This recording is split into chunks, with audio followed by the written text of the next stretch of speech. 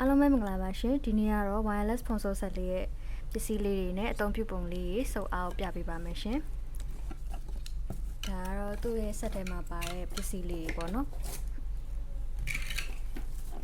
သူကခေါင်းလေးမျိုးမျိုးပါပြီးတော့ဒီလိုမျိုးအသွင်ကြိုးလေးလည်းပါပါတယ်ဒီကတော့သူ့ခေါင်းအရှိလေးပေါ့နော်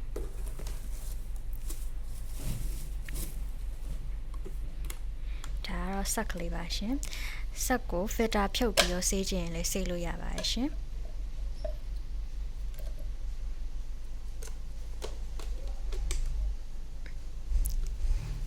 ဆက်လာဖုံးဆုပ်ပြပါမယ်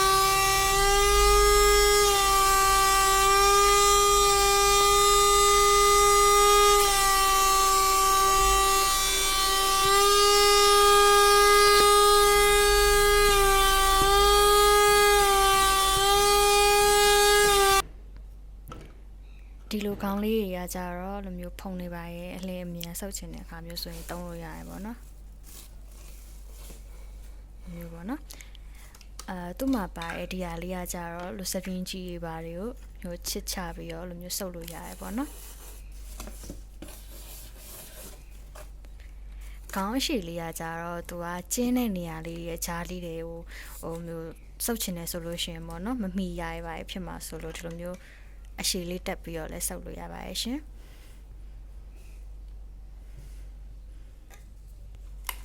သူ့ရဲ့အသွင်ကြိုးလေးကကြတော့ဒီလိုမျိုးအပေါက်ကလေးပါနော်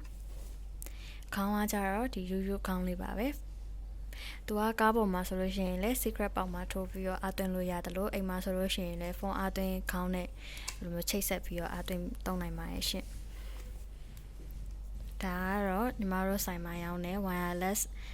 ဖုန်းဆော့ဆက်ကလေးဖြစ်ပါရဲ့ရှင်သူ့ရဲ့ဈေးနှုန်းကတော့3600မှာတကယ်လို့မှာယူချင်တယ်ဆိုလို့ရှိရင် try 7 page က messenger လေးမှာပဲဖြစ်ဖြစ်ဖုန်းနံပါတ်39ကို09နဲ့93လုံးကိုနှစ်လေးကိုဖြစ်ဖြစ်ဆက်သွယ်ပြီးတော့မှာယူနိုင်ပါရဲ့ရှင်